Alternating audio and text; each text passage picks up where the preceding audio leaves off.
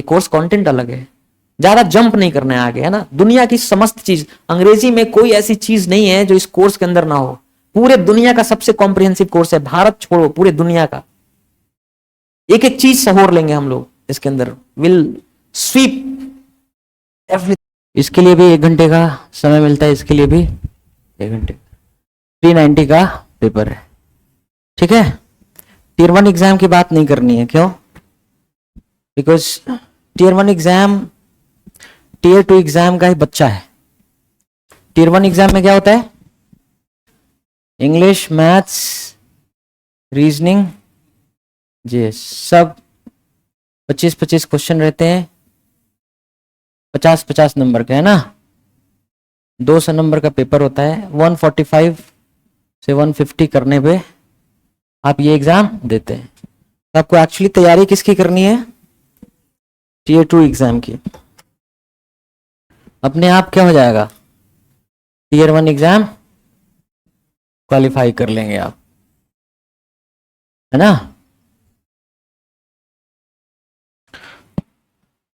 390 number में कितना number चाहिए? 300 चाहिए नौकरी के लिए, ना। 330 कर लोगे आप 390 में, 11 महीने में। ये अद्भुत बात है। एसएससी सीजल में अगर कहा जाए कि नौकरी मिल जाएगी, कितना पैसा दोगे? तो लोग 40 लाख रुपए देने को तैयार है। बेईमानी से करा दो, है ना।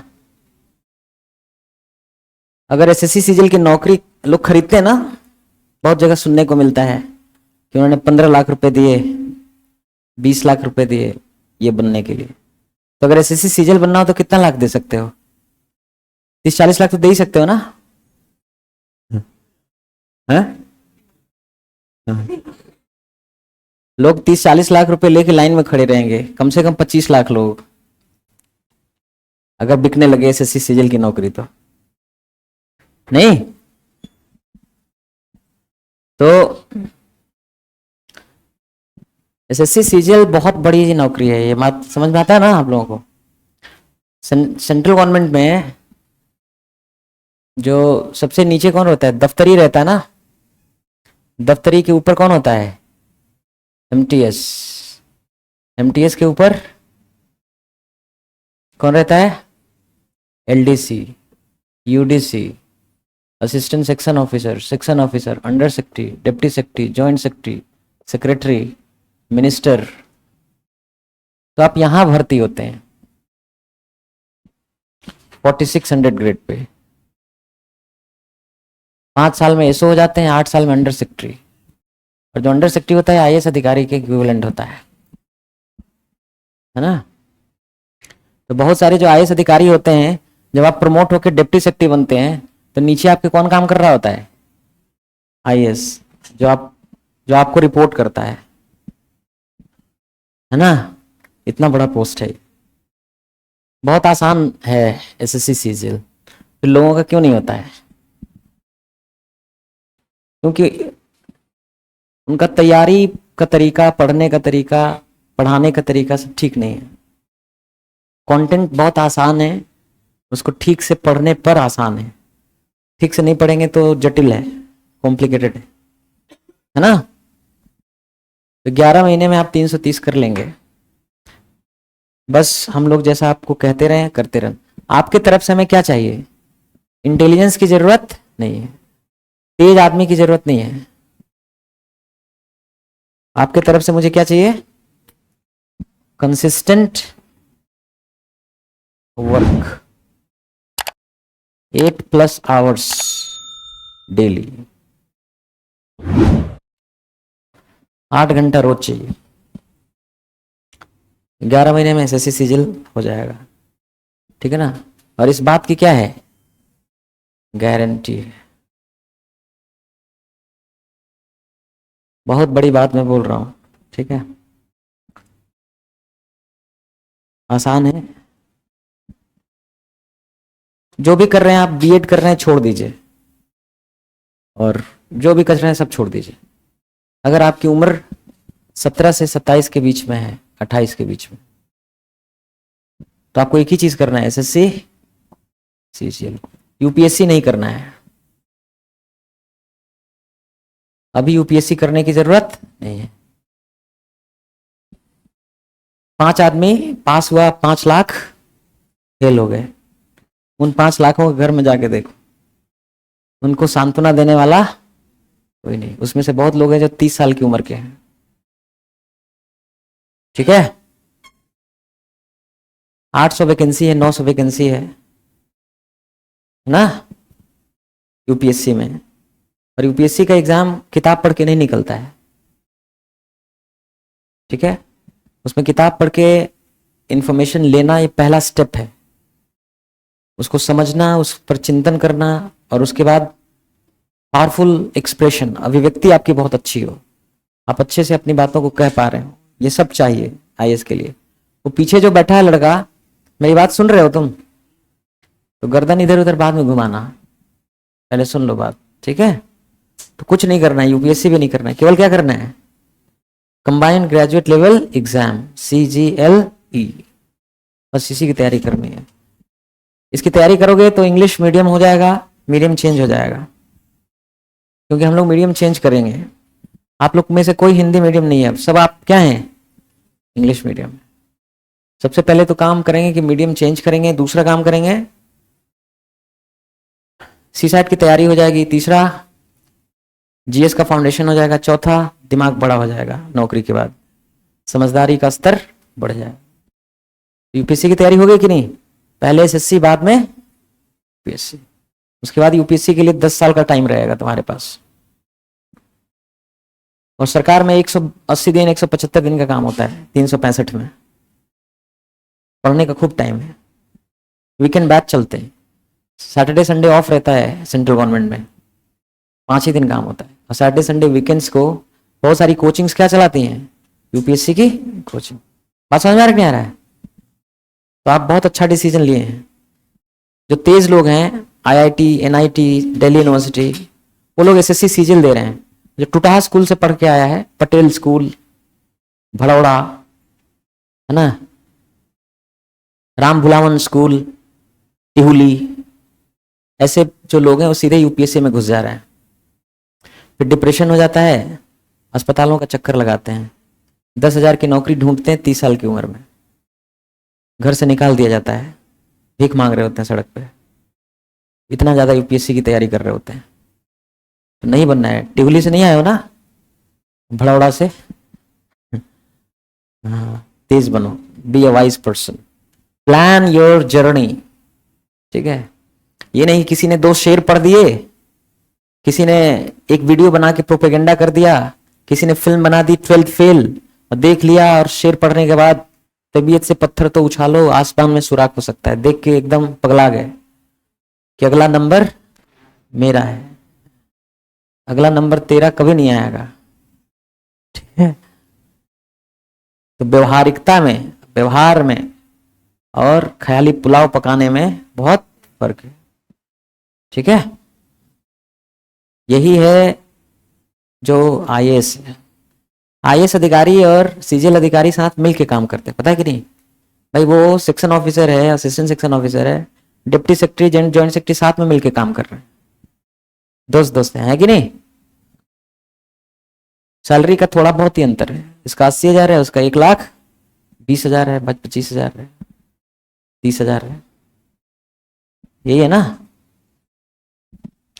प्रमोशन हो जाएगा तो तुम उन बताए, तो कई बार ऐसा होता है कि जब तुम डिप्टी सेक्रेटरी होते हो तो कोई अंडर सेक्रेटरी आता है जो सिविल सर्वेंट होता है, वो तुम्हें क्या कर रहा होता है, रिपोर्ट कर रहा होता है।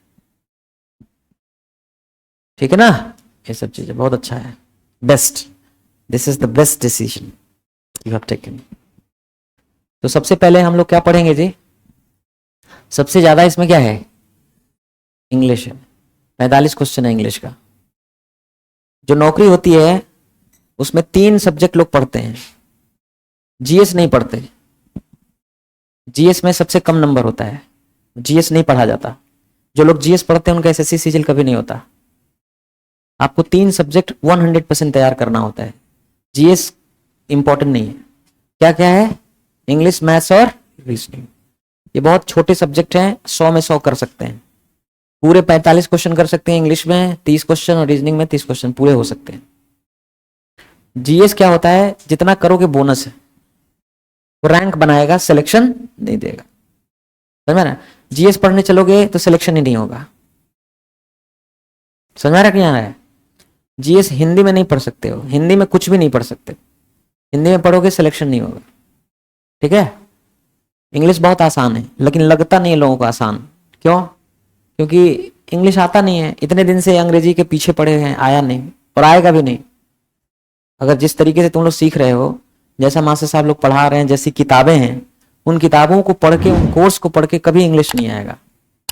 इंग्लिश सीखने का तरीका क्या है? अलग है। समझ में आ रहा है ना?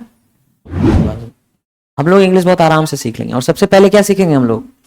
इंग्लिश ही सीखेंगे, मीडियम चेंज करेंगे। इंग्लिश के साथ क्या चला सकते हैं हम लोग? रीजनिंग। क्योंकि रीजनिंग की 45 मिनट की क्लास होगी, 15 से 20 मिनट आपको घर पे देना है। 1 घंटा पूरा समय लगेगा रीजनिंग को, बाकी 7 से 8 घंटे किसको देने हैं? इंग्लिश को। ठीक है? क्या करोगे 7 से 8 घंटा? 2 घंटे यहाँ क्लास चलेगा, 5 घंटा 6 घंटा आप घर पे रीडिंग और लिसनिंग करोगे, होमवर्क करोगे। ठीक है? भाषा सीखने का एकमात्र तरीका है रीडिंग और लिसनिंग।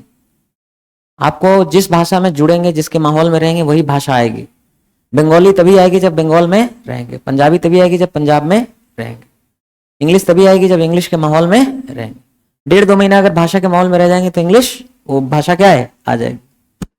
अभी तक आप इंग्लिश के माहौल में रहे नहीं, पढ़े नहीं, बोले नहीं, सुने नहीं, लिखे नहीं, तो इंग्लिश कैसे आएगी? आएगी। तो इंग्लिश पढ़ना और सुनना है। आप कहेंगे कि सर पढ़ने नहीं आता, सुनने नहीं आता, तरीका है उसका। आपको बताया था ना एक टेलीग्राम चैनल, क्या नाम है? Reading comprehension. हमने क्या कहा था कि उसको सुनना है केवल ना, तुम्हें कुछ करने की जरूरत नहीं। इंग्लिश का कोई पीस शेयर किया है मैंने, अब हम उसको पढ़ के क्या कर रहे हैं, तुम्हें सुना रहा है। तो तुम केवल पढ़ के क्या करते रहो? सुनते रहो। इतना तो कर सकते हो ना? इतने से इंग्लिश के माहौल में आ रहे हो कि नहीं आ रहे हो? फिर छोटी से छोटी किताब स्टार्ट करनी है, नर्सरी, एलकेजी, यूकेजी की किताब स्टार्ट करनी है और उसको पढ़ना शुरू करना है। पूरा समझ में नहीं आएगा, वर्ड्स का मीनिंग फंसेगा, तो फोन में डिक्शनरी या गूगल से देख सकते हैं इसका मीनिंग क्या है, समझ सकते हैं। फिर भी नहीं समझते हैं तो उसको हाईलाइट करके, उस हिस्से को अंडरलाइन करके मेरे पास ले आना है, मैं बताऊंगा इसका मीनिंग क्या है। 60% रोल किस चीज का है? रीडिंग और लिसनिंग का। 40% रोल किस चीज का है? क्लासरूम लेसन का। तो इंग्लिश सीखने के लिए जो सबसे जरूरी चीज है वो इंग्लिश के साथ समय बिताना। और इंग्लिश के साथ समय कहां बिताओगे आप? घर पे बिताओगे ना।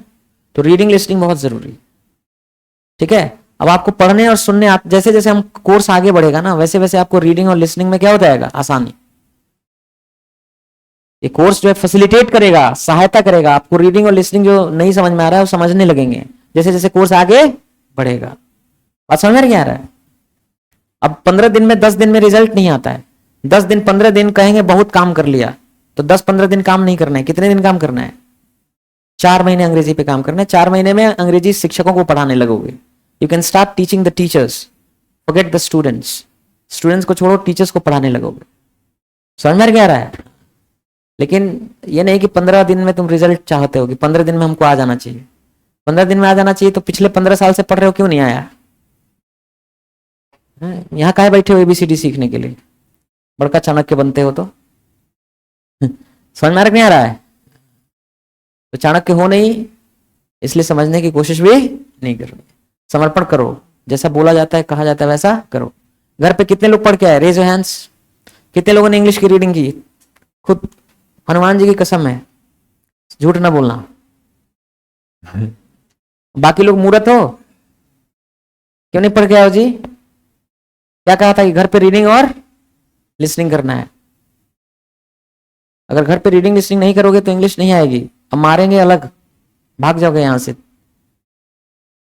पूछ लो कितना मारते हैं? कितना मारते हैं जी? रूह कांपता है ना। अभी चेहरा मेरा बहुत अच्छा लग रहा है, ये चेहरा कंस का और यमराज का चेहरा लगेगा 15 दिन बाद। खाल में भूसा भर देते हैं हम। समझ रहे हो ना? एकदम मिलिट्री डिसिप्लिन में आ जाओ। घर का जो डिसिप्लिन है उसको पीछे छोड़ दो। यहां काम करने आए हो ना, सीखने आए हो। तो या तो कोचिंग ज्वाइन करो, तो सोच लो पहले ही ये बहुत मेहनत करनी है। मेहनत कुछ नहीं है यार, आसान सा चीज है, केवल उसको क्या करना है, समय देना है। तुमसे केवल क्या मांग रहे हैं, समय। क्या 8-9 घंटे समय दो, आसान काम है, केवल समय देना है उसको। अंग्रेजी सुनना है, क्रिकेट की कमेंट्री सुनो, फिल्मी गपशप की सुनो, फिल्म देखो, रेडियो में न्यूज बुलेटिन सुनो, इंटरव्यू सुनो, कॉफी विद करण सुनो, जो मन करता है वो। लेकिन क्या होना चाहिए, कोई कार्टून देखो, स्टोरी पढ़ो इंग्लिश में, मतलब इंग्लिश भाषा के साथ आपका क्या होना चाहिए, जुड़ाव। अगर आप ये नहीं कर पाओगे तो मैं आपको अंग्रेजी सिखा नहीं पाऊंगा। रीडिंग और लिसनिंग मेन। आ रहा समझ में? आप थोड़ा पानी पिला दो। तो जब हम इतना एसएससी सीजीएल की बात करें तो ये मत सोचना कि केवल एसएससी सीजीएल के लिए पढ़ाया जा रहा है ना। इंग्लिश एक लैंग्वेज, हम भाषा सिखाएंगे। एसएससी सीजीएल की बात इसलिए करी जा रही है क्योंकि most of the people who have come here, 4 लोगों को छोड़ दिया, सब क्या करना चाहते हैं, एसएससी एग्जाम, है ना, इसलिए उसकी बात कर रहे हैं। ये बात समझ में आ गया? टीयर 2 का पेपर देखे हो कि नहीं? सीजीएल टीयर 2 का पेपर देखे हो? हाँ, ये पहला काम है, पेपर देखना। घर पे पेपर लगाओ, लगे नहीं, क्वेश्चन नहीं लगे तब भी घर पे लगाना है। लगाओगे? क्या करना है, क्या लगाना है? सीजीएल टीयर 2 का पेपर लगाना है। क्या लगाना है? अरे बोलोगे? कसम खाओ कि लगाऊंगा।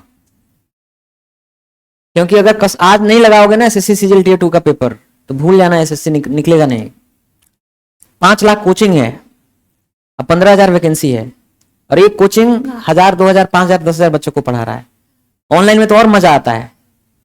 बेवकूफ बनाने का सबसे अच्छा तरीका क्या है? ऑनलाइन। ऑफलाइन में मेहनत भी है, ऑनलाइन में तो कोई मेहनत नहीं। 5 बच्चा का इंटरव्यू लेके दिखा दो, ये देखो बहुत मेरा अच्छा बच्चा है, पढ़ लिया, तो अगला मुझे तुम्हारा हो जाएगा। अब आदमी क्या है ना, वो सोच रहा है कि मैं सरकार का दामाद हूं, मैं टूटा फूटा स्कूल से पढ़ा हूं, कुछ आता नहीं है, मैं ऑनलाइन पढ़ूंगा मेरा हो जाएगा।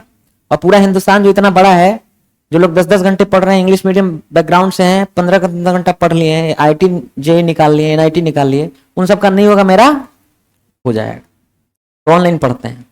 ऑनलाइन कभी सिलेक्शन नहीं होगा। ऑनलाइन उसका सिलेक्शन होता है जो 80% ऑलरेडी क्या है, तैयार कर चुका है। बात समझ में आ रहा है? तो ये सब नकलची चीजों से बचो, हटो इस सब चीजों से। तुमको क्या लगता है कि बाबा रामदेव ने कोई जड़ी बूटी बनाई है क्या, कि पीते ही गिलास घोलते ही नौकरी निकल जाती है? तेल निकलेगा, पसीना नहीं। पसीना के बाद वाली स्थिति क्या होती है? तेल। तो तेल कब निकलेगा? जब जाके पेपर लगाओगे। बी डिफरेंट फ्रॉम योर बाप दादा। जो बाप दादा का संस्कार है उसको छोड़ो, अलग बढ़ो, कुछ बेहतर करो, डू समथिंग बेटर। और ये आशा वो भी करते हैं, तुम्हारे पिताजी भी, तुम्हारे दादाजी भी यही सोचते हैं कि जो हम ना कर पाए, फिसड्डी रह गए जीवन भर, लोटते पोटते रह गए, ये हमारा बच्चा कुछ कर जाएगा। तो ये नहीं कि जो बाप दादा को देखे हुए इतने साल से करते हुए वही तुम भी भरे हुए वही कर रहे हो यहाँ, क्योंकि यहाँ 99% लोग वही हैं, बाप दादा का संस्कार ही ढोर रहे हैं इलाहाबाद में। समझ रहे ना? 8 घंटे से कम की पढ़ाई नहीं होनी चाहिए, वरना तुम्हें खाने का कोई हक नहीं है। घर से 5-6 हजार रुपया मिल रहा है ना, बड़ी मुश्किल से मिल रहा है, उसका सदुपयोग करना है। 8 घंटे से कम की पढ़ाई नहीं होनी चाहिए। बात समझ में आ रहा है? और फोन ज्यादा मत चलाओ। तुम्हारे बाप जूनागढ़ के नवाब नहीं है कि पैसा का पेड़ लगाए हुए हैं। ज्यादा रील वील मत चलाना, सिर्फ क्या करना है, पढ़ना है। वो काम करता है जो अंबानी का बेटा हो, हैदराबाद के नवाब का बेटा हो, वो सब कर सकता है, तुम नहीं कर सकते हो। जो आदमी ठीक से अपना कपड़ा नहीं पहन पा रहा है, इलाज कराने के लिए इंतजार कर रहा है कि 6 महीना बाद इंतजार कर, पैसा आएगा तो कराएंगे, उसका बच्चा फोन चलाएगा जी? उसका बच्चा क्या करेगा? मेहनत करेगा। Do you understand this? ये सब समझो।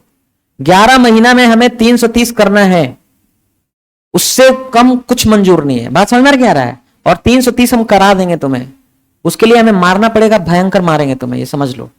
तुम्हें रास्ते से भटकने नहीं देंगे, जब भटकोगे मार मार के रास्ते पे ले आएंगे। Do you understand me? सब पहले मैंने क्या काम कहा है आपको कि सबसे पहले क्या करना है? पेपर देखना है।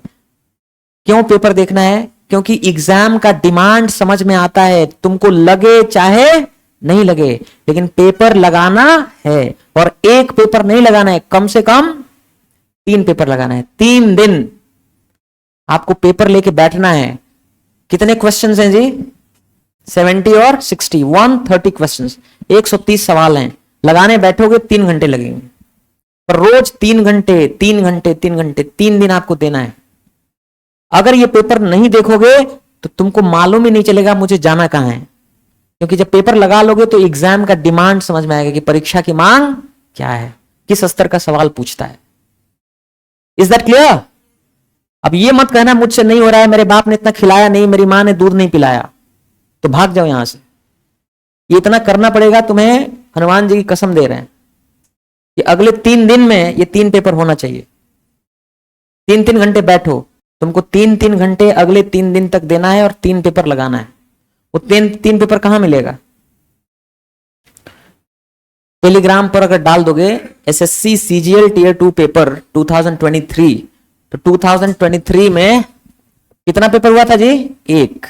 लेकिन 2022 में 3 और 1 4, तो कितना हो गया जी? 5 पेपर। अब तक 5 पेपर आ चुके हैं हमारे पास, क्योंकि 2022 में ये पैटर्न चेंज हुआ था। इस तरह का पैटर्न पे 4 पेपर हुए थे, 2023 में सिर्फ 1 पेपर हुआ था, तो 5 पेपर है, इसमें से 3 पेपर आपको लगाना है। बोलो लगाओगे? सबके मुंह से काहे नहीं निकल रहा है? क्या हो दही हुई जमावले वाला का बोलते काहे नहीं हो? अगले 3 दिन तक क्या करना है? 1-1 पेपर लगाना है। समझ में आ रहा है? तुम काहे नहीं बोल रही हो?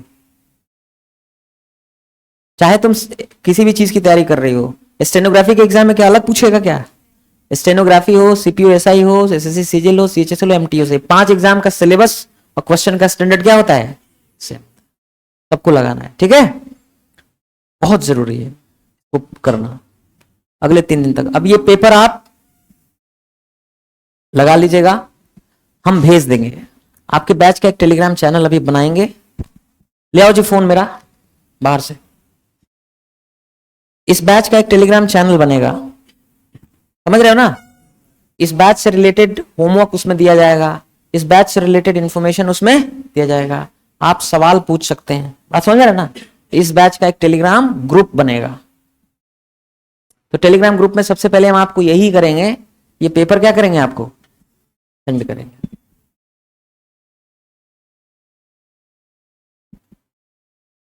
इलाहाबाद शहर में लोग सुबह उठ के 8-9 बजे बढ़िया नहा वहा के खाना खा लेते हैं, ऐसा लगता है ब्याह में आए हैं। ब्याह में किसी मेहमान के घर नहीं जाते हैं कि कोई गेस्ट बैग बन के बैठे हैं बढ़िया कपड़ा वपड़ा पहन के। ये सब मत करना, नहीं तो मार डंडा के गधा बना देंगे तुम्हें पीछे। ब्याह करने नहीं आए हो। अगर किसी के घर जाके अगर 4 दिन ऐसा कर लोगे, वो भी डंडा मारेगा पीछे तुम्हें कि नहा धोआ के खाना खा कैसे बैठे हुए हो। वो भी काम पे लगाएगा, चल चल खेत में। समझ आ रहा है? हाँ। तो इलाहाबाद शहर में जब आते हैं ना, तो माई बाबूजी को भूल जाते हैं कि हमारे बाप क्या कर रहे हैं, हमारी माई क्या कर रही है, हमारे घर में कितनी गरीबी है, कितनी जरूरत है, सबको भूल। क्योंकि यहाँ सब अच्छा अच्छा दिखता है ना। कोई सिविल लाइन्स घूम रहा है, कोई इधर घूम रहा है, कोई चाय पी रहा है, कोई लेट रहा है, कोई बढ़िया गाना सुन रहा है। आए थे हरिभजन को होटल लगे के पास है? ये क्यों मैं बोल रहा हूं पता है? यहाँ बैठा हूं ना, तो 3-4 ऐसे बैठे हैं जो बहुत एकदम बढ़िया सच संवर के एकदम। बोलो महाराज, तुम कथावाचक हो, हम श्रवण करता है, बढ़िया बोलते जाओ। शरीर में दम नहीं है, इसीलिए सब बोल रहे हैं। समझ में आ रहा ना? हाँ, तो ऐसे लेके चलने के बैठो मत। सबके भीतर एक शेर है, चाहो तो उसको कंबल उम्बल उड़ा के गीदड़ बना लो, दुबकाई से बैठा रहेगा। और कंबल उड़ा खींच के अगर क्या करोगे, शेर को बाहर आने दोगे तो शरफ तो दिखेगा। सबके भीतर एक शेर है, जगाना है। सुप्तावस्था में कंबल उड़ा के रखे हुए, ठीक है ना? बहुत आदमी कहता है मैं दौड़ नहीं पाऊंगा, जब कोई कुत्ता पीछे पड़ता है तो बहुत तेज दौड़ता है ना, तो कहता है मैं दौड़ नहीं पाता हूं, तो कैसे दौड़ा वो? तो सबके भीतर एक शेर है, बस वो कंबल से दबा हुआ है, गीदड़ बना बैठा हुआ है, ठीक है ना?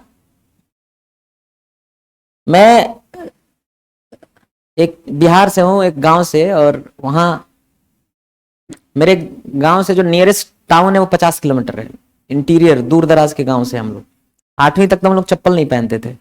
जिंदगी भर हिंदी मीडियम स्कूलों में पढ़े हैं। ऐसा स्कूल था कि खिड़की बड़ा था, दरवाजा छोटा था। समझ में नहीं आ रहा है? ट्रक ड्राइवर बनना चाहते थे, पढ़ने में एकदम घोंचू थे, लेकिन अंदर में कनवा राजा ना, तो भाई जहां सब घोंचू है वहां थोड़ा कम घोंचू थे हम। तो कहते थे ये पढ़ने में तेज है। अंदर तो मैं जानता ही था मैं कितना तेज हूं, आता कुछ नहीं है। आप लोग मुझसे बहुत अच्छे हैं। अगर मैं टॉप कर सकता हूं एसएससी सीजीएल एग्जाम बिना पढ़े, तो आप भी कर सकते हैं, लेकिन आपको पढ़ के करना पड़ेगा। क्योंकि हमने पढ़ाई करी, उसके बाद पढ़ना शुरू किया, और जब पढ़ना शुरू किया तो लगा कि पढ़ाई बहुत आसान होता है। जब तक आपका मन नहीं लगा है उसमें, जब तक उससे डर रहे हैं, तभी तक वो आपको क्या लगेगा? कठिन। जब उसको अप्रोच करेंगे, उसके पास जाएंगे और सीखना धीरे धीरे शुरू करेंगे, तब आपको लगेगा यार ये कितना आसान है। मुझे हर चीज से डर लगता था, मैथ्स, साइंस, इंग्लिश, सब चीज, पर सब आसान होता है। समझ रहे ना? तो आप तेज हैं ये जरूरी नहीं है। मुझे कैसा आदमी चाहिए? बहुत भोंदू, कमजोर, लेकिन कैसा? जुनूनी। जो आदमी चाहता है कि मुझे करना है, लगनशील, ऐसा आदमी चाहिए। तो ये दिमाग में क्लैरिटी होनी चाहिए कि मैं शेर हूं, मैं योद्धा हूं, यहां तैयारी के लिए आया हूं, खाना खाने और फोन चलाने के लिए नहीं आया हूं। मेरा बाप जूनागढ़ का नवाब नहीं है, भिखमंगा है वो, उसको मेरे नौकरी की बहुत जरूरत है। क्लैरिटी होनी चाहिए कि 8 घंटा पढ़ेगा अपन और 11 महीना में पढ़ेगा एग्जाम। 330 हर हाल में होना चाहिए। Is that clear? सब आसान है, बस समय देना है।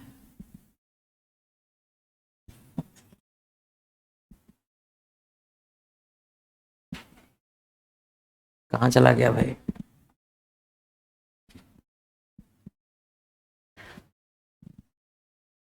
तुम कुल्हाड़ी हो, तुम्ही से एग्जाम कटेगा। किसको काटना है इस एग्जाम को? तुम ही काटोगे ना, मैं तो चलाने वाला हूं। तुम कुल्हाड़ी हो, एग्जाम पेड़ है, हमें चलाने वाला। तुम ही कुल्हाड़ी को मैं चलाऊंगा तो पेड़ क्या होगा? कट जाएगा।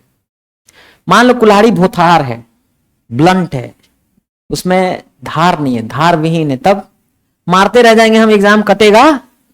और अगर तुमको शान पकड़ा दिया, अगर रेती लगा दिया, तुमको तेज कर दिया, शार्प कर दिया, तो क्या होगा? 5 बार इधर से 5 बार इधर से मारेंगे, टक से कट जाएगा पेड़।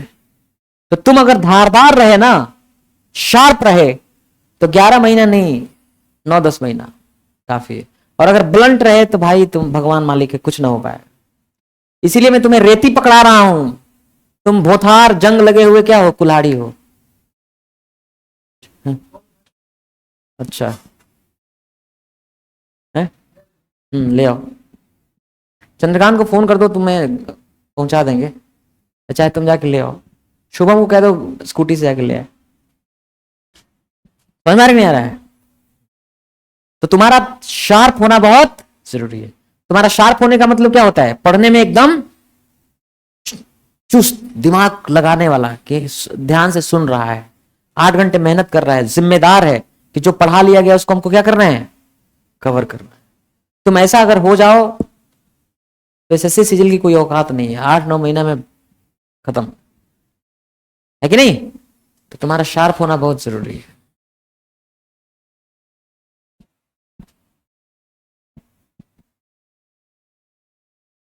दो 2024 में और 25 में पूरे हिंदुस्तान में इलाहाबाद का डंका बजवा देंगे एसएससी एग्जाम में। जब रिजल्ट आएगा तो पूरा हिंदुस्तान देखेगा इलाहाबाद की तरफ कि हुआ क्या है।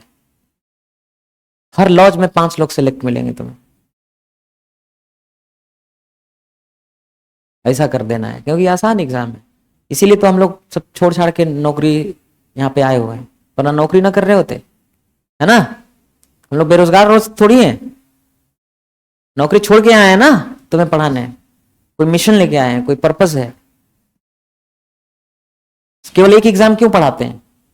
ये कोचिंग नहीं चला रहे हैं कि पैसा कमाने आए हैं, वरना एक कोचिंग सारा एग्जाम पढ़ाता है ना।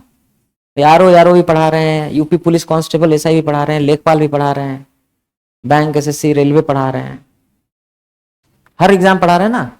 हम लोग केवल क्या पढ़ाते हैं, एक एसएससी एग्जाम पढ़ाते हैं, वो भी जीडी फिडी नहीं पढ़ाते। तो 15-15 घंटा काम करते हैं। तो में से बहुत सारे लोग जब पैदा हुए थे तब से मैं पढ़ा रहा हूं, है ना। 2003 से पढ़ाना शुरू किया, 2004 में 200 लोगों को सिलेक्ट किया, कराया एयरफोर्स नेवी में। उस समय मैट्रिक लेवल पे एयरफोर्स नेवी होता था, 200 लोगों को सिलेक्ट कराया पढ़ा के। और चारों विषय पढ़ाता था, इंग्लिश मैथ्स रीजनिंग जीएस। मैं खुद पढ़ने गया था कोचिंग में, पढ़ाने लगा था। तो आइए सबसे पहले इंग्लिश को थोड़ा शुरू करते हैं। हमने क्या बताया था जी कि इंग्लिश जो है वर्ड से मिलके बना है ना। कितने वर्ड से? 70,000 वर्ड्स होते हैं। इन्हीं 70,000 शब्दों से मिलके इंग्लिश बना है। इंग्लिश को अगर डिफाइन करना हो, परिभाषित करना हो, तो अंग्रेजी को परिभाषित करने का ये एक तरीका हो सकता है कि इंग्लिश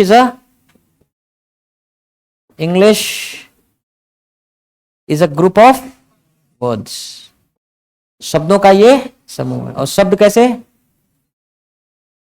सिस्टमेटिकली अरेंज्ड। और क्या? मीनिंग। और जब सिस्टमेटिकली अरेंज रहेगा तो अपने आप, तो शब्दों का ऐसा समूह जो सिस्टमेटिकली अरेंज्ड हो, एक निश्चित क्रम व्यवस्था में सजा के लिखा गया हो और अर्थपूर्ण हो, मीनिंगफुल हो, उसको क्या बोलेंगे? बताओ इंग्लिश का definition. A group of words, शब्दों का समूह। कैसा समूह शब्दों का? सिस्टमेटिकली अरेंज्ड, जहां शब्दों का एक निश्चित क्रम व्यवस्था में सजाया गया है और वो क्या है? अर्थपूर्ण है, तब उसको क्या कहेंगे? इंग्लिश। बात समझ रहा है ना। तो इंग्लिश क्या है? अ ग्रुप ऑफ वर्ड्स, शब्दों का समूह, सिस्टमेटिकली अरेंज्ड, निश्चित क्रम व्यवस्था में सजाया हुआ। तो दो चीजें सीखनी है, एक तो वर्ड सीखना है और दूसरा सिस्टमेटिक अरेंजमेंट सीखना है। अगर ये दो चीज आ गया, आपको शब्द आ गए और शब्दों को कैसे सिस्टमेटिकली अरेंज करें, उनका सिस्टमेटिक अरेंजमेंट आ गया, हो गया इंग्लिश। आप बोल लेंगे, पढ़ लेंगे, लिख लेंगे, समझ लेंगे। समझ में नहीं आ रहा है? तो हमारी, अब जैसे मान लीजिए कि बोलना है कि कुआं सूख गया है, कुआं सूख गया है। तो कुआं तो हम जानते हैं क्या होता है, वेल। The well. सूख जाना ड्राई होता है ना, हैज ड्राइड अप, है कि नहीं? The well has dried up. अब ये आपके बस का है नहीं, छोटी सी बात है, लेकिन आप अंग्रेजी में ना बोल पाओगे ना। हो सकता है लिखा होता तो समझ लेते, पर खुद से बोलने में अभी, है ना। पर ये बहुत आसान है, 2 महीना बाद तो ऐसे सपने में भी बोलोगे, the well is dried up. अभी बहुत कठिन लग रहा है ना, खोदते खोदोगे पहाड़ निकलेगी चुहिया। इतना आसान है इंग्लिश। इंग्लिश इज इजी, सही है? नहीं, English is very easy. English बहुत आसान, आसान नहीं है, बहुत आसान। तो देखो भाई, the well has dried up, अगर थोड़ा उल्टा पुल्टा कर दो, well the has up dried, तब इंग्लिश है कि नहीं? ये इंग्लिश नहीं है। क्यों? केवल ये शब्दों का समूह है। It is a group of words, it is not systematically arranged. ये सिस्टमेटिकली अरेंज्ड नहीं है और मीनिंगफुल भी नहीं है, ये अर्थपूर्ण नहीं है, इसका कोई अर्थ। तो ये इंग्लिश है और ये इंग्लिश नहीं। बात समझ में क्या आ रहा है? कोल्ड वाटर होता है ना, ठंडा पानी, अगर वाटर कोल्ड हो तो ये इंग्लिश है नहीं। ये क्या है? इंग्लिश। जाहिर सी बात है, आपको शब्द आने चाहिए और शब्दों का क्या आना चाहिए? Systematic arrangement. उनका सही क्रम व्यवस्था क्या है, किस ऑर्डर में, किस क्रम में लिखे हम।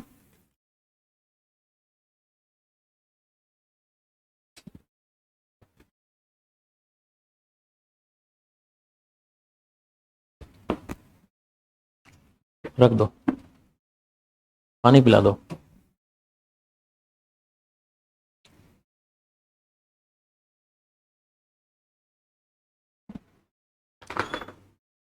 मैं चाहता हूं कि तुम हो, तुम्हारे पिताजी हो, कोई बेइज्जती कर दे तुम्हारे पिताजी की और तुम्हारी भी सामने, और तुम्हारे दिल में लग जाए, तो भाग भिखारी कहीं का, तुम्हारा पूरा खानदान भिखारी है, तुम्हारा बाप भिखारी है, और तुम कहो अरे चाचा ऐसे न बोलिए, कहीं मारेंगे 4 जूता अभी, जाके अपने बाबा से पूछो कितना जूता मारे थे, अभी तुम्हारे बाप को भी मारेंगे, 2 कौड़ी का औकात नहीं है ज्यादा, और वहां पे 10 लोग खड़े हों, तुम लड़ तो पाओगे नहीं, लड़ने जाओगे तो क्या मुंह फोड़ देंगे तुम्हारा, जाओगे ये लड़ना ही पड़ेगा, अब क्या करें, लड़ने जाओगे मुंह फोड़ दें तुम्हारा।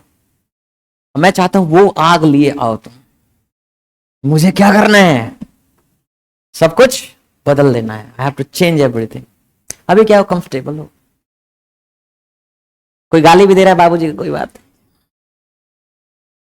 अभी भाव मिल रहा है तुम्हारे पिताजी को, उतना उतनी इज्जत है। अच्छा ये बताओ, अगर तुम नौकरी ले लोगे तो ज्यादा इज्जत रहेगी ना, ज्यादा पूछ बढ़ जाएगी ना, उनका सीना और चौड़ा हो जाएगा। अभी कितना है, 56 है, 56 तो नरेंद्र मोदी का है, भाजपाई हो तो वो तुम्हारे बाप हो सकते हैं, है ना अन्यथा वो तुम्हारे बाप नहीं। तो चलो तुम्हारे पिताजी का 2 इंच कम ही होगा, 54 ही होगा मान लो, तो उनका 58 हो जाएगा कि नहीं हो जाएगा। प्लीज अंडरस्टैंड दिस, सब बदल जाएगा। और हम लोग ये जो करते हैं ना मेहनत, अपने लिए नहीं करते, किसके लिए करते हैं, अपने परिवार के लिए करते हैं, we do it for our family, ये उनके लिए मेहनत करना है, इसीलिए आराम हराम है, नो रेस्ट, समझ में आ रहा ना। तो इंग्लिश को हम इस तरह से परिभाषित करते हैं कि अंग्रेजी क्या है, तो शब्दों का एक समूह, और शब्द किस प्रकार के, सिस्टमेटिकली अरेंज, एक निश्चित क्रम व्यवस्था में सजाए हुए, एंड मीनिंगफुल, और क्या है वो, अर्थपूर्ण। तो जब अर्थपूर्ण तरीके से शब्दों को सजा के लिखा गया हो, तो ऐसे शब्दों को समूह को हम क्या बोलते हैं, इंग्लिश। तो इंग्लिश की शब्दों से मिलकर बना है, और टोटल वर्ड्स कितने होते हैं, 70,000, और ये कितने तरह के होते हैं, 9 तरह के, किस आधार पर, फंक्शन, काम के आधार पर, कौन कौन से, noun, pronoun, adjective, determiner, verb, adverb, preposition, conjunction और रिजेक्शन।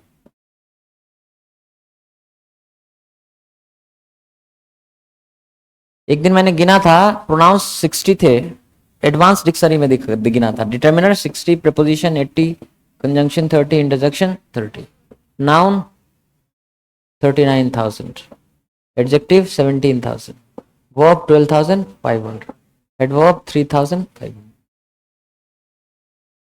समझ में कह रहा है। तो ये 9 तरह के शब्द हैं, इनको गिनोगे तो कितना होगा, लगभग 70,000, 70,000 पहुंच जाएगा, है कि नहीं।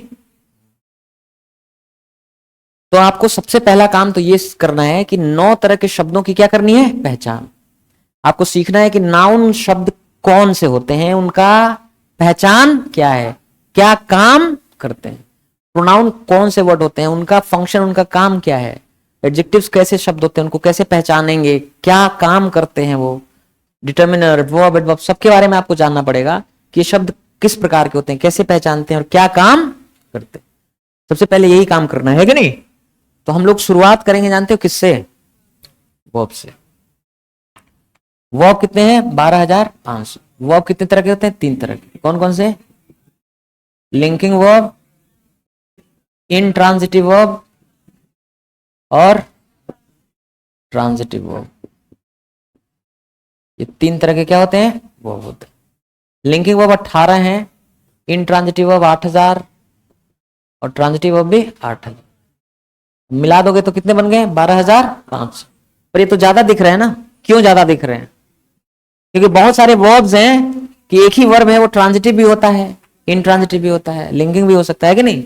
तो एक ही शब्द की गिनती ट्रांजिटिव में भी हो जा रही है और इंट्रांजिटिव, इसलिए ज्यादा दिख रहे हैं, पर टोटल है कितने, 12,500। 3 तरह के वर्ब होते हैं ना।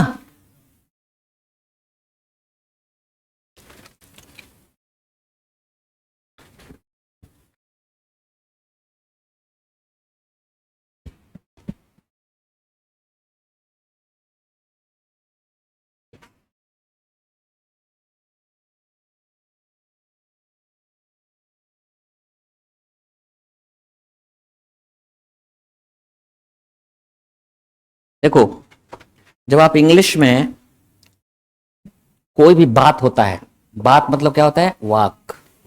वाक मतलब वाक, वाक मतलब सेंटेंस। तो हर सेंटेंस क्या है? एक बात है, और हर बात क्या है? एक सेंटेंस। अंग्रेजी में सिर्फ 5 पुर्जे हैं, 5 कंपोनेंट्स हैं जिनसे पूरा इंग्लिश मिलके बना है। क्या क्या? सब्जेक्ट, वर्ब, ऑब्जेक्ट, कॉम्प्लीमेंट और एडवर्ब। यही 5 पुर्जे हैं। ये जो 2 पुर्जे आवश्यक पुर्जे होते हैं, कौन कौन से? सब्जेक्ट और वर्ब। जब भी अंग्रेजी में कोई बात कही जाती है ना, तो उसमें ये 2 पुर्जे अवश्य होते हैं। कौन कौन? सब्जेक्ट और वर्ब। आपने वैसे भी पढ़ा होगा कि सब्जेक्ट के 2 हिस्से होते हैं, सेंटेंस के 2 हिस्से, एक सब्जेक्ट और दूसरा प्रेडिकेट। पढ़े कि नहीं? एक सब्जेक्ट और दूसरा प्रेडिकेट। आपको पता है प्रेडिकेट वर्ड का मीनिंग क्या होता है? प्रेडिकेट का मतलब होता है टू फॉलो। फॉलो मतलब बाद में आना। जैसे आपने मुझे कहा प्रणाम और मैंने प्रेडिकेट किया, तो मैंने भी आपको क्या कहा? प्रणाम। तो प्रेडिकेट करने का मतलब होता है अनुसरण करना, फॉलो करना। तो एक तो हो गया सब्जेक्ट यानी विषय। अच्छा, सब्जेक्ट और विषय कोई व्यक्ति होता है या कोई वस्तु होता है? आप कभी भी कोई बात कह रहे हैं, वो जरूर किसी व्यक्ति के बारे में है या किसी वस्तु के बारे में।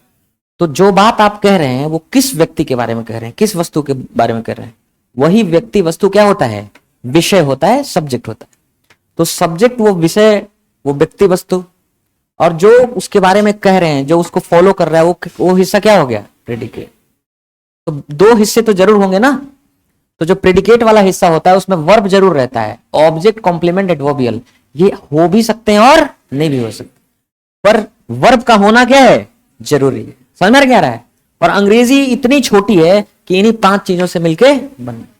अंग्रेजी में आप कोई भी बात कहते हैं, कुछ भी लिखते हैं आप, उनको बनाने वाली यही 5 पुर्जे हैं, 5 कंपोनेंट्स हैं। इनके अलावा इंग्लिश में कुछ भी नहीं। बात समझ में क्या आ रहा है? अब जैसे मान लीजिए कुत्ता लेटा हुआ है, द डॉग इज लाइंग। तो कुत्ता सब्जेक्ट हो गया, लेटा हुआ है ये क्या हो गया जी? वो। समझ में क्या आ रहा है? क्या हुआ? What happened. हैपन मतलब होना होता है ना। तो क्या ये सब्जेक्ट है और हुआ क्या है?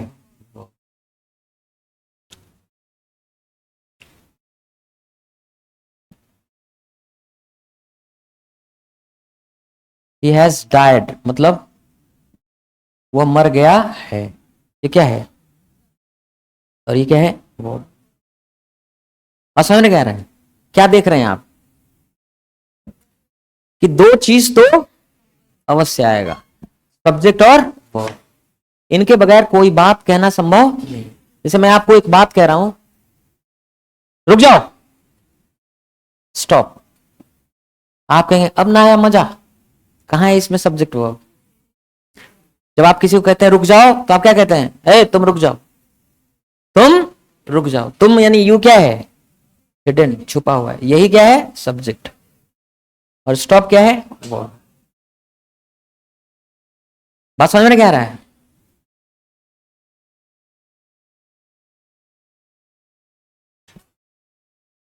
देखो, ये वर्ब कंपोनेंट देख रहे हो ना, वर्ब वाला पुर्जा दिख रहा है ना, इसमें इज जो है हेल्पिंग वर्ब है, H V helping verb. Lie मतलब लेटना, ये main verb M V. Helping verb सहायता करने वाला वर्ब, और मेन वर्ब मतलब मालिक। तो मेन वर्ब आना जरूरी है। मेन वर्ब आता ही आता है, हेल्पिंग वर्ब आ भी सकता है और नहीं भी आ सकता। तो ये बात हम लिख दें, यहां कोई दिक्कत है जी?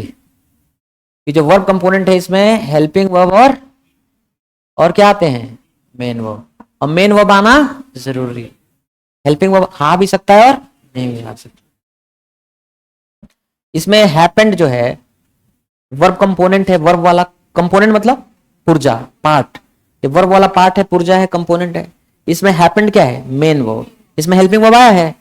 नहीं आया, क्योंकि हेल्पिंग वर्ब आना जरूरी नहीं है, मेन वर्ब आना जरूरी है। यहां पे हैज क्या है? हेल्पिंग वर्ब है।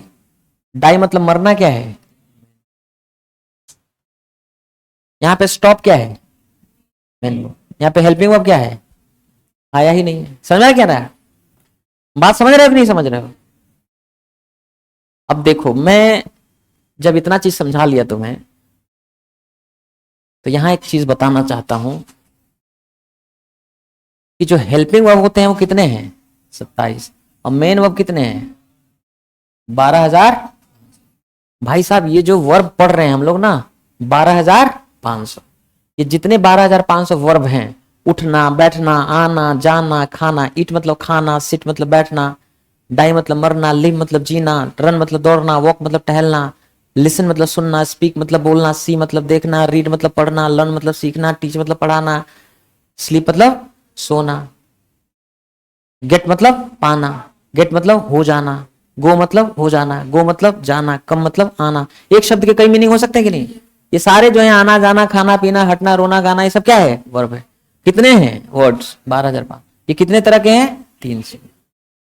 तो ये जो 12,500 वर्ब हैं, ये सारे के सारे वर्ब किसका काम करते हैं, मेन वर्ब। और ये कितने तरह के होते हैं जी, 3 तरह के, ट्रांजिटिव, इंट्रांजिटिव और लिंकिंग। ये बात हम यहां लिख सकते हैं ना, ये क्या हो सकते हैं, ट्रांजिटिव हो सकते हैं, इंट्रांजिटिव हो सकते हैं, और लिंकिंग वर्ब हो सकते हैं।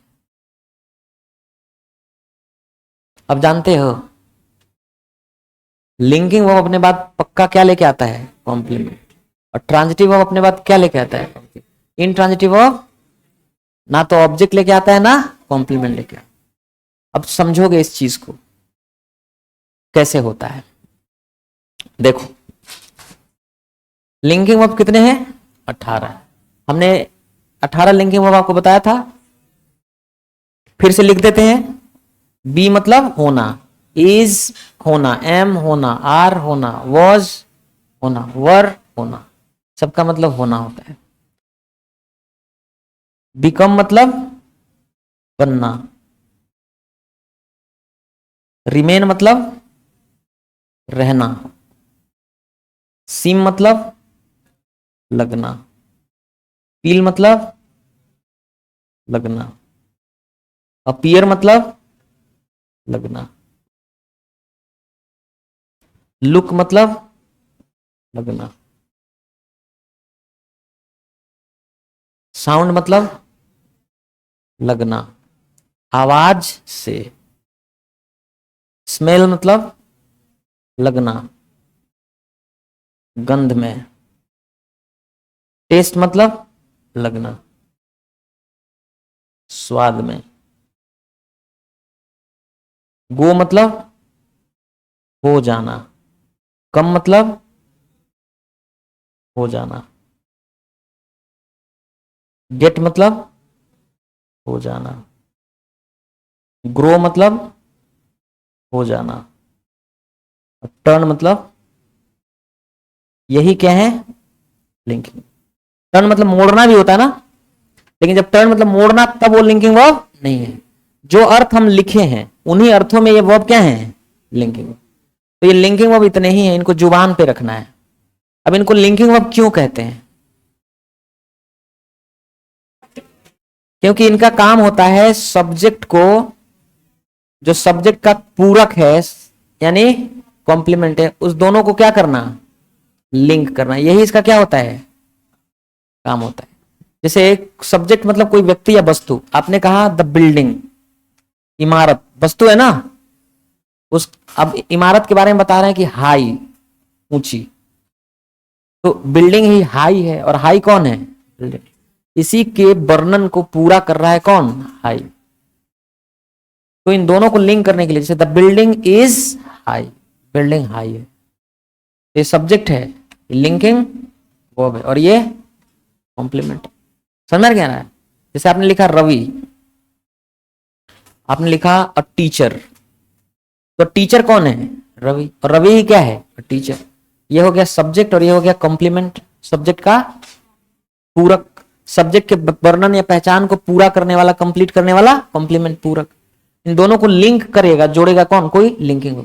जैसे रवि बिकेम, रवि बन गया अ टीचर। या रवि वॉज अ टीचर, या Ravi is a teacher, Ravi will be, Ravi होगा एक teacher, become, was, is, be, ये सब क्या है? Linking verb. समझ में क्या आ रहा है? अच्छा, लिंकिंग वर्ब मेन वर्ब की क्या होती है? एक कैटेगरी। ये जो ट्रांजिटिव इंट्रांजिटिव लिंकिंग, ये किसके कैटेगरी है? मेन वर्ब, यानी ये जो वर्ब 12,500, उन्हीं की 3 कैटेगरी होती है ना। बात समझ में नहीं आ रहा है? तो एक बात बताओ कि अगर लिंकिंग वर्ब है तो इसके बाद पक्के तौर पे क्या आएगा? कॉम्प्लीमेंट आ रहा है कि नहीं आ रहा है? देखिए, लिंकिंग वर्ब के बाद एक कॉम्प्लीमेंट आया, लिंकिंग वर्ब के बाद क्या आया? ये कॉम्प्लीमेंट आया। तो यही चीज तो हम ऊपर लिख दिए है ना, कि जब भी लिंकिंग वर्ब आएगा तो अपने बाद क्या लेके आएगा? कॉम्प्लीमेंट।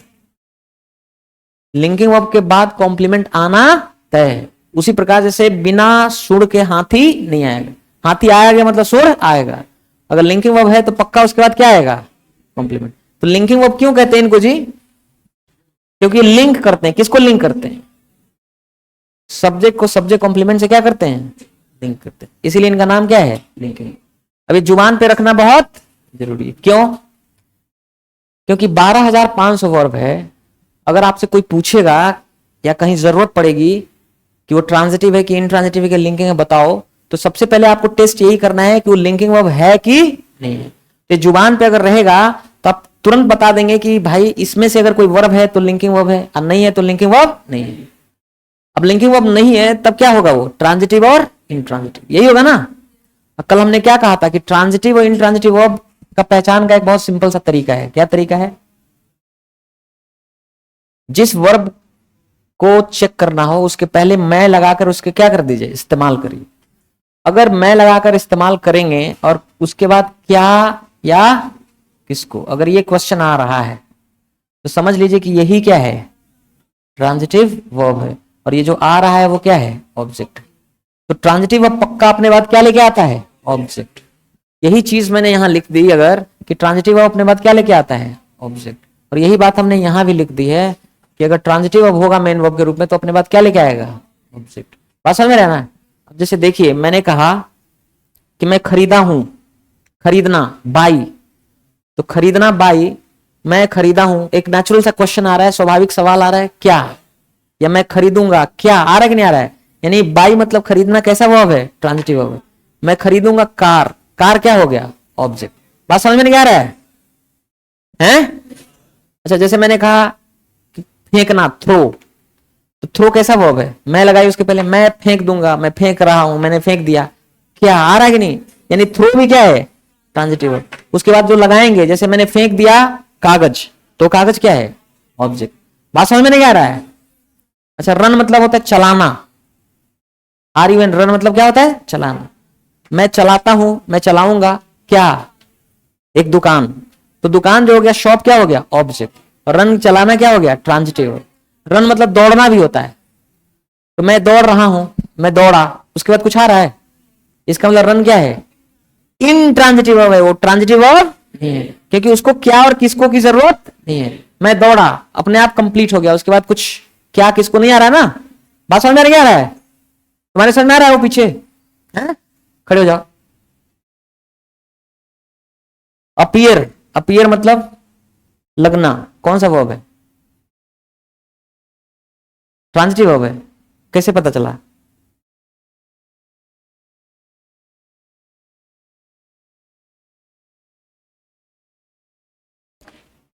सबसे पहले तुम्हें क्या टेस्ट करना है? लिंकिंग वर्ब है कि नहीं है। अपीयर मतलब लगना, ये तुम्हें दिख रहा है क्या? ये लिंकिंग वर्ब कैसे ट्रांजिटिव वर्ब हो गया? समझ नहीं आ रहा है? सेल मतलब बेचना, पहले चेक करो वो लिंकिंग वर्ब है कि नहीं है। नहीं है। अगर लिंकिंग वर्ब नहीं है तब चेक करो कि ट्रांजिटिव है कि इंट्रांजिटिव। तो मैं बेचूंगा, मैं बेच रहा हूं, आ रहा ना क्या? यानी सेल क्या हो गया? Transitive verb. समझ में आ रहा क्या आ रहा है? गो मतलब जाना, लिंकिंग वर्ब है। कहां लिंकिंग वर्ब है? या गो मतलब तो हो जाना लिखा है, जाना कहां लिखा है? गो लिंकिंग वर्ब। जब गो का अर्थ हो जाना हो तब क्या है? वो लिंकिंग वर्ब। हम बोल रहे हैं गो मतलब जाना, तब क्या है वो? मैं जाऊंगा, मैं जा रहा हूं। क्या किसको नहीं आ रहा है? आ रहा है कहां, तो इनट्रांजिटिव है। अगर क्या किसको आता तब क्या बोलते? ट्रांजिटिव। तो गो क्या है? इनट्रांजिटिव। बस समझ में आ रहा, क्या आ रहा है? बैठो।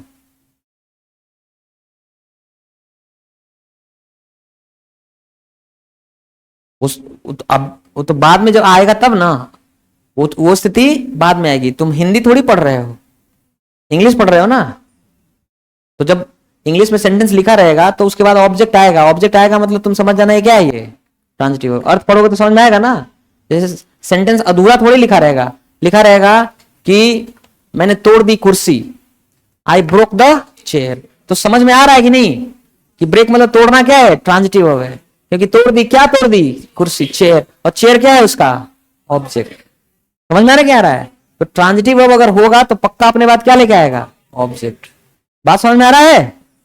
और इन ट्रांजिटिव वर्ब होगा तो उसको ना ऑब्जेक्ट की जरूरत है ना कॉम्प्लीमेंट। जैसे डाई मतलब क्या होता है? मरना। मैं मर गया, मैं मर जाऊंगा, मैं मर सकता हूं। उसके बाद क्या किसको आ रहा है? यानी क्या है? डाई मतलब मरना, इनट्रांजिटिव। समझ में आ रहा है नहीं आ रहा है? हैं? पढ़ने में सबसे कमजोर कौन है? हाथ उठाओ। ओ उसको उठाओ, खड़े जाओ, चेक शर्ट। हाँ, तुम्हारे समझ में आया? कम मतलब आना, इनट्रांजिटिव। देखो वो कम मतलब हो जाना, अब क्या है वो? Linking verb. लेकिन मैंने कम मतलब क्या बोला? आना। तो उसने बुद्धि लगाई कि मैं आ रहा हूं, मैं आऊंगा। इसमें क्या किसको नहीं आया ना? मैं आ रहा हूं, आऊंगा कहां? कहां आ रहा है ना? क्या किसको तो नहीं आ रहा है ना। तो अगर क्या किसको नहीं आ रहा है मतलब क्या है वो? इनट्रांजिटिव। समझ आ रहा है ना? बैठो, बगल में खड़ा कराओ। हाइड, HIDE, हाइड मतलब छुपाना। कैसे पता चला? पागल आदमी, पहले मैं लगाओ। मैं छुपा दूंगा, मैं छुपा दिया, तब आएगा ना क्या? हाँ, तो पहले मैं लगा के बोलो, ये नहीं कि छुपा दिया क्या। पहले मैं लगाओ, है ना। बिना मैं लगाए बोलोगे तो गड़बड़ हो जाएगा, है कि नहीं। तो मैं छुपा दिया, मैं छुपा दूंगा, अब आ रहा है क्या? यानी हाइड मतलब छुपाना क्या हो गया? ट्रांजिटिव। लेकिन हाइड मतलब छुपना भी होता है।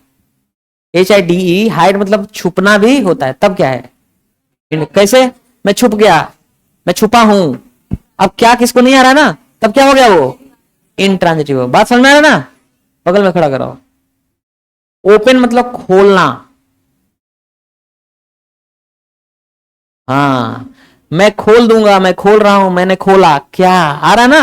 यानी ओपन क्या हो गया? ट्रांजिटिव। अच्छा, जैसे मैंने खोल दी दुकान, दुकान क्या है? ऑब्जेक्ट। ट्रांजिटिव वर्ब के बाद जो आ रहा है दुकान, क्या का जवाब दे रहा है वो क्या है? ऑब्जेक्ट। बैठो, एकदम पीछे खड़ा करो। बिकम मतलब बनना।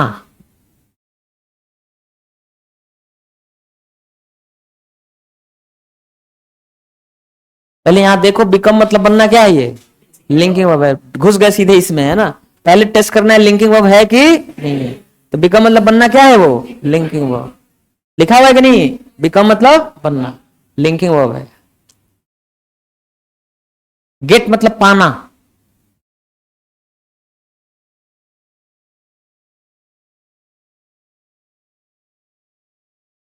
Transitive verb. क्यों?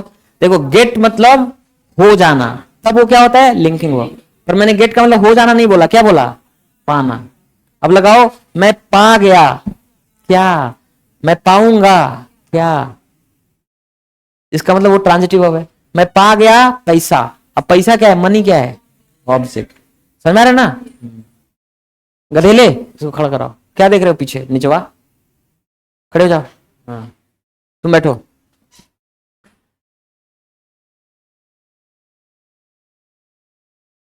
लिव मतलब होता है जीना, LIVE। लिव मतलब जीना। बताओ क्या है? कैसे पता चला? हाँ, पहले इसमें लगाओ कि मैं जी रहा हूं। क्या किसको नहीं आ रहा है? मैं जी गया या मैंने जिया। उसके बाद क्या किसको आ रहा है? नहीं। तो इसका मतलब लिव मतलब जीना क्या है, इंट्रांजिटिव वर्ब, है कि नहीं?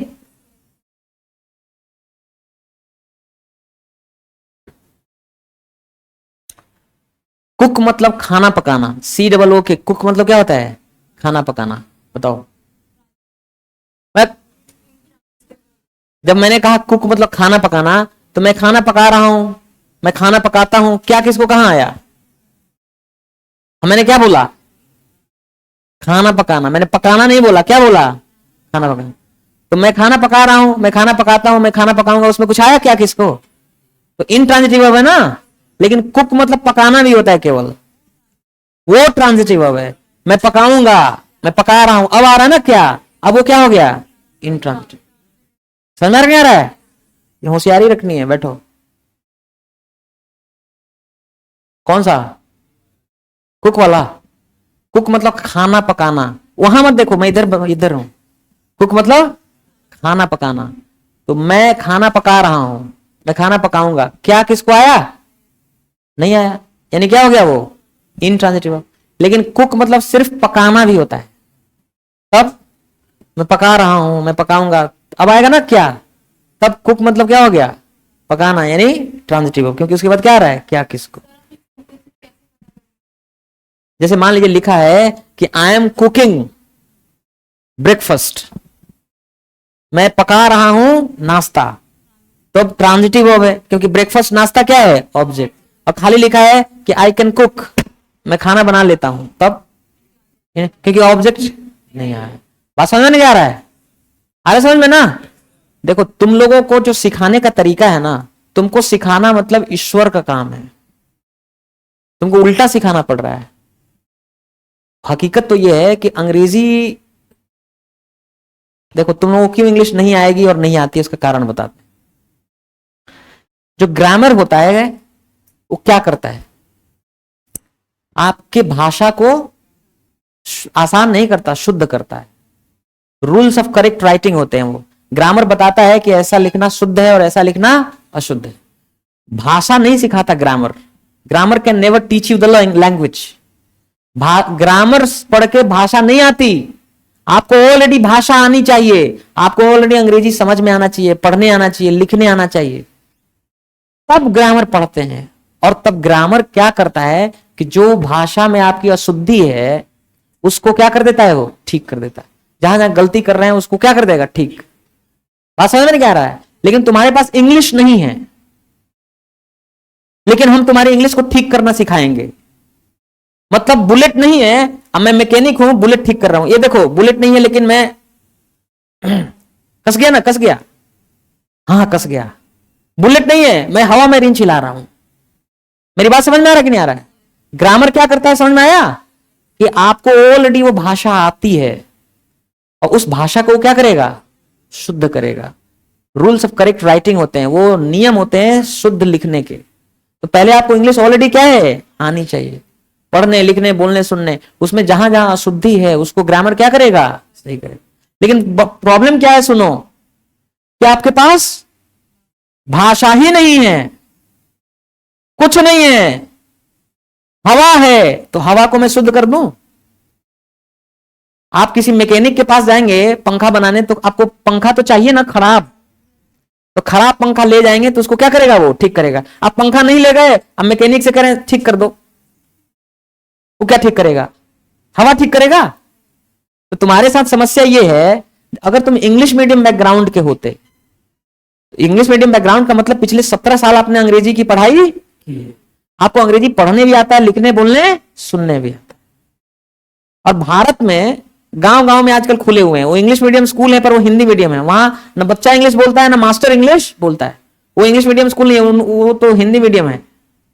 जो प्रॉपर इंग्लिश मीडियम स्कूल होते हैं, जैसे चंडीगढ़ में है या देहरादून में है या इलाहाबाद में भी 2-4 स्कूल्स हैं, तो जो या गोरखपुर में 2-3 स्कूल्स हैं, जो प्रॉपर इंग्लिश मीडियम स्कूल्स हैं ना, उनके बच्चों को किसकी जरूरत है, ग्रामर की। वो काम करता है।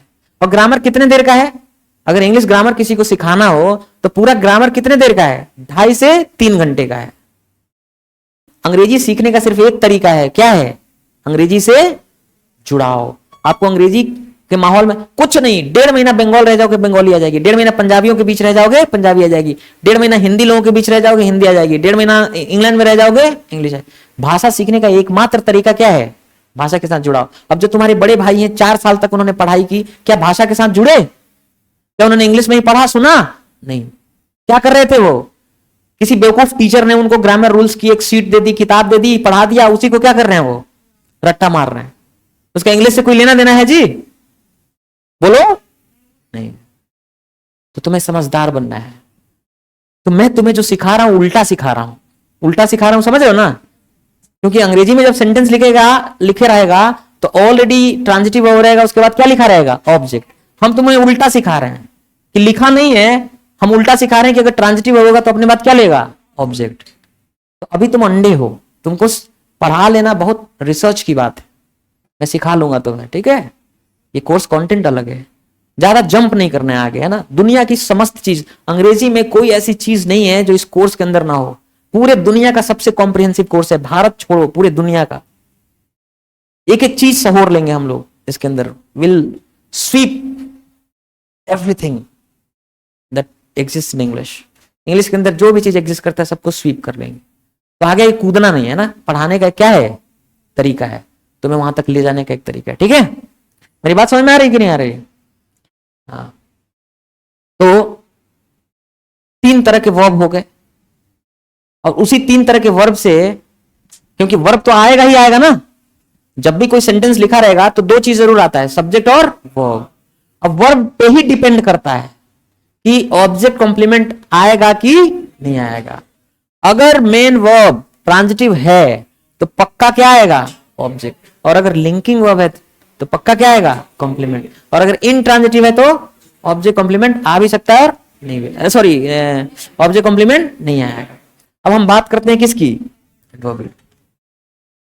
ये जो है सबके बाद आ सकता है, ट्रांजिटिव के बाद, इंट्रांजिटिव के बाद लिंकिंग। कोई भी वर्ब हो एडवर्बियल आ भी सकता है और नहीं भी आ सकता। एक्चुअली एडवर्बियल करता क्या है? तो ये वर्ब के बारे में बताता है। ये वर्ब के बारे में क्या बताता है कि वो वर्ब कब, कहां, वो एक्शन कब, कहां, क्यों, किस ढंग से, किस लिए, कितनी। आ रहा समझ में? तुम्हारे समझ में आया? इसको खड़ा कराओ, इसको खड़ा कराओ, इसको खड़ा कराओ। अरे वो पीले वाले के पीछे जो व्हाइट शर्ट है, हाँ, तुम्हारे समझ में आ रहा है? हम लोग क्या पढ़े आज? ये पढ़े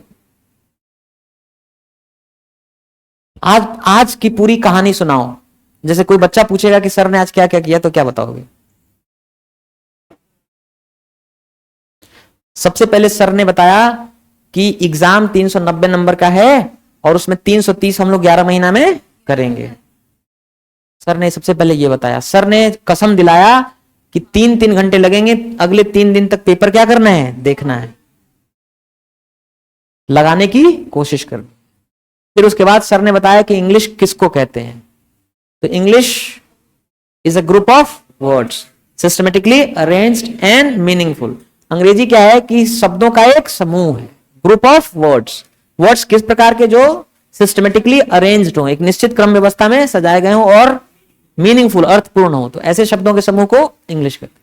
और इंग्लिश में 2 चीजें सीखनी है, एक तो शब्द सीखने हैं, दूसरा उनका सिस्टमेटिक अरेंजमेंट सीखना है।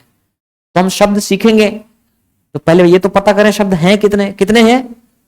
70,000, 70,000 शब्द हैं इंग्लिश में। और वो कितने तरह के हैं? 9 तरह। Noun, pronoun, adjective, determiner, verb, adverb, preposition, conjunction, interjection. Sir ने शब्दों को गिन भी लिया है कि टोटल प्रोनाउन कितने हैं? 60, determiner 60, preposition 80, conjunction 30, interjection 30, noun 39,000, adjective 20,000, verb 12,500। फिर सर ने बताया कि वर्ब जो है 12,500 हैं, वो कितने तरह के हैं? 3 तरह के, ट्रांजिटिव, इंट्रांजिटिव और लिंकिंग। लिंकिंग वर्ब सिर्फ 18 है, ट्रांजिटिव 8,000 और इंट्रांजिटिव 8,000। सर ने सिखाया कि लिंकिंग वर्ब 18 कौन कौन है, ट्रांजिटिव इंट्रांजिटिव को कैसे पहचानेंगे, ये ना। सर ने ये बताया कि लिंकिंग वर्ब के बाद निश्चित बात से क्या आता है? कॉम्प्लीमेंट। ट्रांजिटिव वर्ब के बाद निश्चित रूप से क्या आता है? ऑब्जेक्ट। और इंट्रांजिटिव वर्ब के बाद ना ऑब्जेक्ट आता है ना कॉम्प्लीमेंट। फिर सर ने कहा कि पूरी अंग्रेजी में सिर्फ 5 पुर्जे हैं। अंग्रेजी में कोई भी बात बोलेंगे आप, कोई भी सेंटेंस लिखेंगे, उसमें सिर्फ 5 पुर्जे होते हैं, subject, verb, object, complement, adverbial. 2 पुर्जा अवश्य होता है, सब्जेक्ट और ऑब्जेक्ट, कॉम्प्लीमेंट, वर्बियल आ भी सकता है और नहीं भी आ। और यही सर ने बताया कि वर्ब में हेल्पिंग वर्ब और मेन वर्ब होते हैं। मेन वर्ब जरूर आता है, हेल्पिंग वर्ब आ भी सकता है और नहीं भी आ सकता। अब मेन वर्ब पे डिपेंड करता है कि ऑब्जेक्ट कॉम्प्लीमेंट आएगा कि नहीं आएगा। अगर मेन वर्ब ट्रांजिटिव है तो पक्का क्या आएगा, ऑब्जेक्ट। मेन वर्ब अगर लिंकिंग है तो पक्का कॉम्प्लीमेंट, और इंट्रांजिटिव है तो ना ऑब्जेक्ट आएगा ना कॉम्प्लीमेंट। सर ने बताई कि एडवर्बियल कहते किसको हैं, तो एडवर्बियल कहते हैं उस सेंटेंस के अंदर अगर कोई ऐसा पार्ट है, पुर्जा है, जो एक्शन या वर्ब के बारे में बता रहा है, कब, कहां, क्यों, किस ढंग से, किस लिए, कितनी बार, तो उसी को हम क्या कहते हैं, एडवर्बियल। तो अंग्रेजी कितनी चीजों से बना है, 5 चीजों से। बैठो, समझ जाओगे ना। अब जैसे देखो, मान लो मैंने लिखा he will become a minister next year. वह बनेगा मंत्री, वो मंत्री बनेगा नेक्स्ट ईयर, अगले साल। बताओ, सब्जेक्ट बनेगा वर्ब, इसमें हेल्पिंग वर्ब, बिकम बनना, लिंकिंग वर्ब, बिकम मतलब बनना क्या होता है, लिंकिंग वर्ब, इसका मतलब ये क्या हो गया, कॉम्प्लीमेंट। तो वो बनेगा मंत्री, कब बनेगा, अगले साल, नेक्स्ट ईयर। तो कब, कहां, क्यों, तो आप कहेंगे कि ये जो सेंटेंस बनाया है इसमें कौन कौन से पुर्जे हैं, subject plus verb plus complement plus. कठिन लग रहा है ना, डिफिकल्ट है ना ये, है, समझ में आ रहा है, तुम्हारे समझ में आ रहा है जी, वो जो पीछे बैठी है नहीं आ रहा है, इसमें क्या नहीं समझ में आया। बिकम मतलब बनना है, तो बिकम मतलब बनना होता है। देखो यहाँ लिंकिंग वर्ब है, बिकम मतलब बनना, और लिंकिंग वर्ब के बाद क्या बताए थे, तो ये लिंकिंग वर्ब के बाद जो आ रहा है वो कॉम्प्लीमेंट नहीं होगा, है, आया समझ में अब कि नहीं, पक्का बता देना, नहीं समझ में आएगा तो बैठो। किसको नहीं समझ में आया जी, वो पीछे, अरे वो जादव जी है। हाँ, तुम्हें कुछ समझ में आ रहा है पूरा, कृष्ण भगवान की कसम खा के बताओ, पूरा समझ में आ रहा है? पूरा समझ में आ रहा है, पूरा, पूरा। जानते मुझे बहुत डर लगता है, 18 19 20 साल का बच्चा सब है, और नहीं समझ में आएगा, इसे बैठा मारे रहेगा और एक दिन बम फोड़ देगा। जैसे अभी तो मान लो बता देंगे तो अभी तुरंत क्या हो जाएगा, समझ जाएगा, लेकिन मान लो आज पढ़ाया, कल पढ़ाया, परसों पढ़ाया, अब 10 दिन बाद बम फोड़ेगा, नहीं समझ में आ रहा है, क्या करोगे उसके साथ बताओ। अब 10 दिन का पीछे पढ़ाओगे पूरा, तो ऐसा जाहिलों से मुझे बहुत डर लगता है, इसीलिए मैं पूछता रहता हूं पहले कि नहीं समझ में आओ तो तुरंत क्या करो, पूछो जहां नहीं समझ में आ रहा है, नहीं तो 10 दिन के बाद बम मत फोड़ना कि सर नहीं समझ में आया, मरबो करेंगे बहुत। समझ में नहीं आ रहा है, सबको समझ में आ गया। हाँ, है? क्या बोल रहे हैं,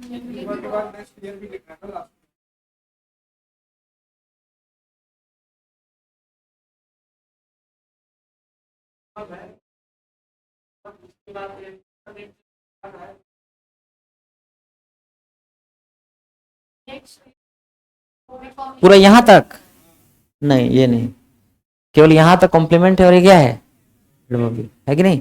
एडवर्बियल क्या बोलता है, कब, कहां, क्यों, किस ढंग से, किस लिए, कितनी बार, किसके बारे में बताता है, तो बनेगा, तो बनेगा तो कब बनेगा, अगले साल, एडवर्बियल बता रहा है ना।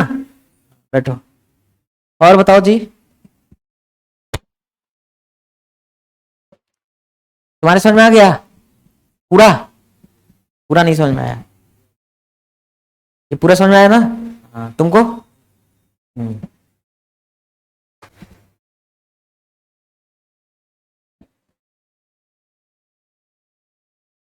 समझ में आ गया तुम्हारे, हैं,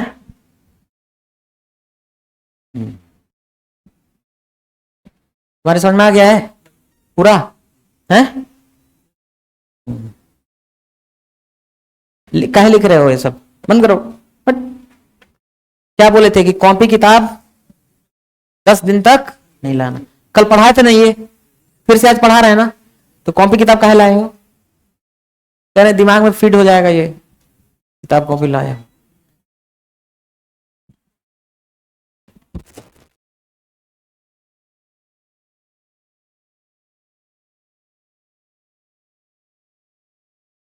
चलो आगे लिख रहा हूं मैं। The prime minister of Sri Lanka, Sri Lanka के प्रधानमंत्री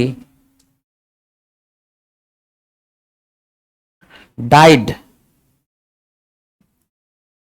day before the day before yesterday.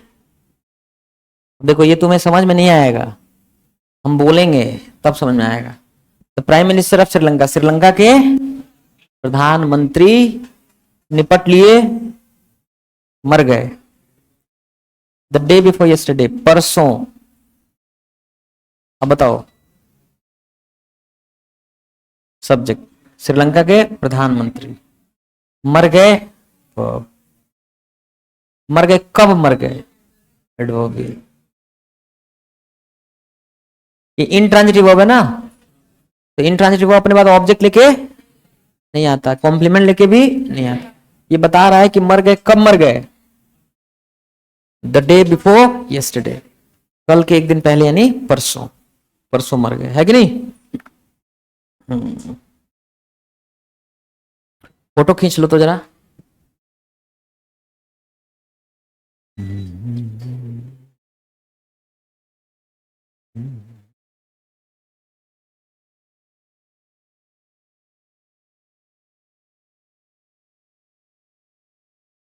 देखो ग्रुप ज्वाइन करो।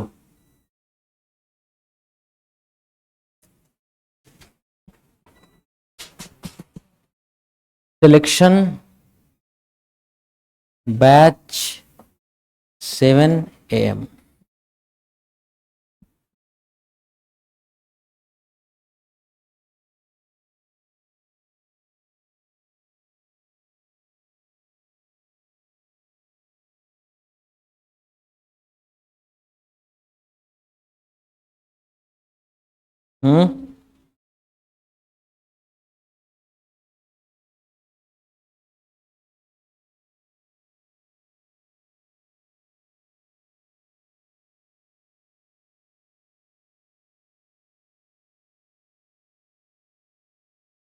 ज्वाइन कर लिए?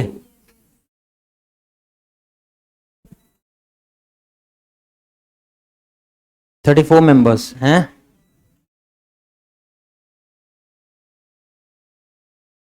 सिलेक्शन बैच 7 AM, जैसे लिखे वैसे टाइप करो ना। ये श्रीकांत सर एस यादव लिख दिए, ये सब नहीं लिखना है बेटा, ये पढ़ाई के लिए बना है। अच्छा कि ये डिलीट कर दिए। समझ में आ रहा है? ज्वाइन अभी 34 का है, ज्वाइन किया अभी?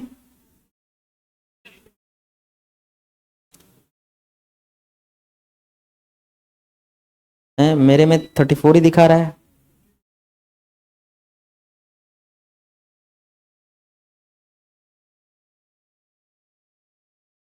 थर्टी 34 ही दिखा रहा है मेरे में।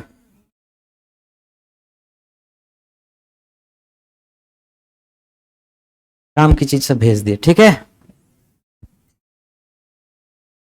देख लेना आराम से, यहां नहीं, बहुत भेज दिया, ठीक है? ये सब काम तुम्हें करना था, मेरा काम नहीं था, ठीक है? और इसमें कोई भी प्राइवेट डिस्कशन नहीं करना है, या इस समाज सेवा का कोई मंच नहीं है। यहाँ स्ट्रिक्टली पढ़ाई लिखाई की सिर्फ बात होगी, ठीक है?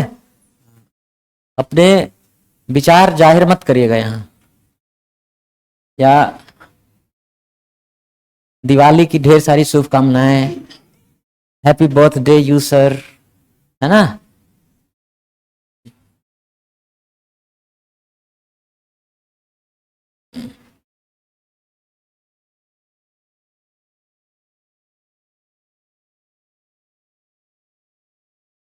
ठीक है, तो बात हम लोग यहां पहुंच गए कि इंग्लिश सिर्फ कितनी चीजों से बनी है, 5 चीजों से, subject, verb, object, complement, adverb. He has bought a new car recently. उसने खरीदी है एक नई कार हाल ही में। क्या है ये? सब्जेक्ट, वर्ब, खरीदी है, क्या खरीदी है? एक नई कार। कब? हाल ही में।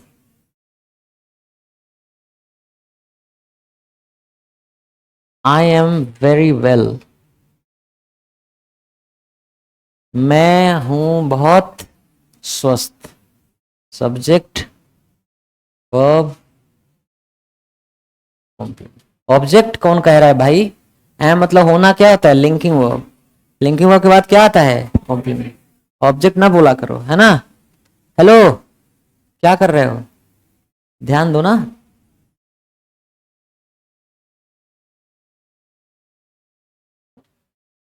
शी हैज स्लेप्ट, वो सो गई है। क्या है ये?